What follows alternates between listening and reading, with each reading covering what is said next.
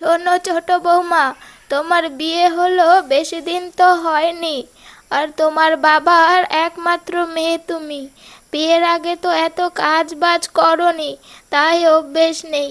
এখানে বড় বৌমা আছে, আমি আছি, আশা করি তোমার কোনো অসুবিধে হবে না।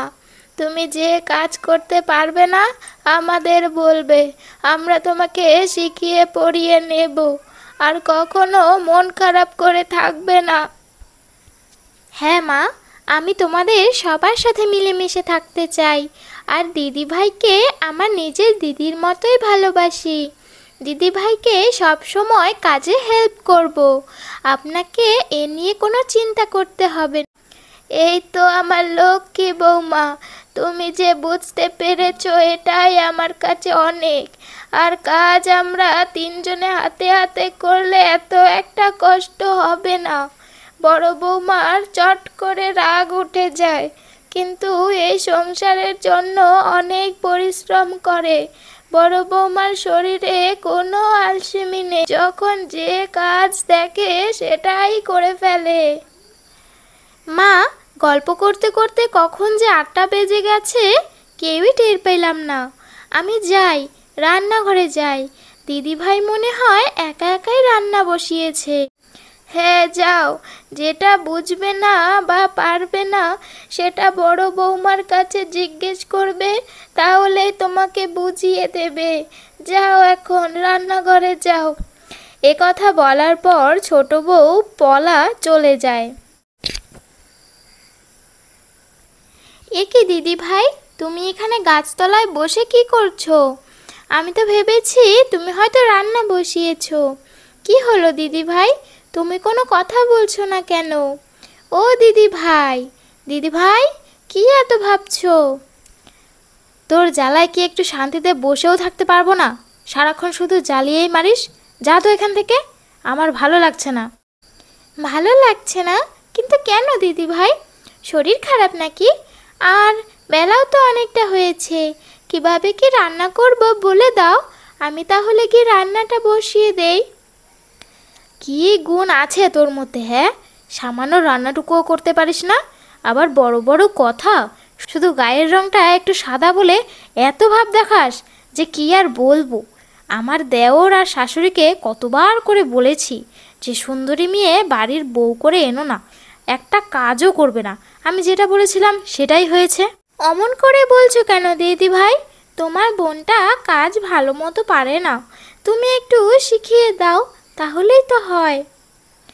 তুই যে কেমন কাজ শিখবি সে আমার জানা আছে। আমি পুকুরে গেলাম জল আনতে, ঘরে খাবার জল নেই। তুই গিয়ে রান্নাটা বসা আর সবজিগুলো কেটে রাখিস, আমি আসছি। ঠিক আছে দিদি ভাই। কি গো শেফালি, শুনলাম তোমাদের বাড়ির নতুন বউ নাকি একটা কাজও করে না। সুন্দরী মেয়ে ঘরে আনলে এই দশা তো হবেই। আর বলো না, কি যে জ্বালায় আছি এটা শুধু আমিই বুঝতে পারছি। কোনো কাজ তো করতে পারেই না, শুধু মুখে পটর পটর করতে পারে। বাড়িতে ছোট বউ আসলে কয়েকদিন যে বড় বউ একটু বিশ্রামে কাটাবে সেটা তোমার কপালে নেই, বুঝেছো? এতদিন সংসারে গাধার খাটুনি খেটে এসেছো, আর এখন যে একটু জায়ের হাতের রান্না খাবে সেটা তোমার ভাগ্যে নেই। কি আর করব বলো, আমার সারা জীবন দুঃখ থেকেই যাবে। এখন তবে আসি গো, অনেক দেরি হয়ে গেছে। এ কি ছোট বৌমা, তুমি একা একা রান্না করছো যে? বড় বৌমা কোথায়? আর তুমি রান্নাঘরে একা আছো, তাহলে আমাকে ডাক দিলে না কেন? দিদি ভাই পুকুরে গেছে জল আনতে, তাই আমাকে বলল রান্নাটা বসাতে। তখনই বড় বউ শেফালি চলে আসে। কি রে, এখনই আমার নামে মায়ের কাছে নালিশ দেওয়া শুরু হয়ে গেল? কদিন হয়েছে বিয়ে হয়েছে, আর এখনই এই অবস্থা? ছি ছি ছি ছি ছি। আরে না বড় বৌমা, তুমি ছোট বৌমাকে ভুল বুঝছো। ও তোমার নামে কেন নালিশ দেবে? ও কিছুই বলেনি, তুমি শুধু শুধু ওকে দোষ দিচ্ছ। এই পলা, তুই মাকে কি খাইয়েছিস রে যে তোর পক্ষে শুধু কথা বলে? কিছুদিন পরে বড় বউয়ের বসন্ত রোগ হয়। আমার এটা কি হলো ভগবান, আমার যে খুব গা জ্বালা করছে, আমি মনে হয় আর বাঁচবো না। না দিদি ভাই, তুমি একদম চিন্তা করো না, তুমি ঠিক আগের মতো সুস্থ হয়ে যাবে। তুমি একটু শান্ত হও দিদি ভাই। ভগবান, এটা আমাকে কোন পাপের শাস্তি দিচ্ছে? বোন, মা কোথায়? মাকে সকাল থেকে একবারও দেখিনি যে। তোমার এই বসন্ত রোগটা তো ছোঁয়াচে, তাই মাকে আমি ঘরে আসতে বারণ করেছি। মায়ের তো বয়স হয়েছে, সেই জন্য মায়ের যদি এই রোগটা হয় তাহলে মা সহ্য করতে পারবে না। আর আমি বদ্যিমশাইকে খবর দিয়েছি, উনি আসলে আমি ওনার কাছ থেকে ওষুধ এনে তোমাকে দেব, তুমি খুব তাড়াতাড়ি সুস্থ হয়ে যাবে। কিন্তু বোন, তুই সবার কথা তো বললি, তোর নিজের কথা তো বললি না। এই রোগটা তো ছোঁয়াচে, যদি তোর হয়ে যায় তুই আমার ঘরে আসিস না, আমি একাই থাকবো। আমার কি হয় হোক, তুই এখান থেকে চলে যা।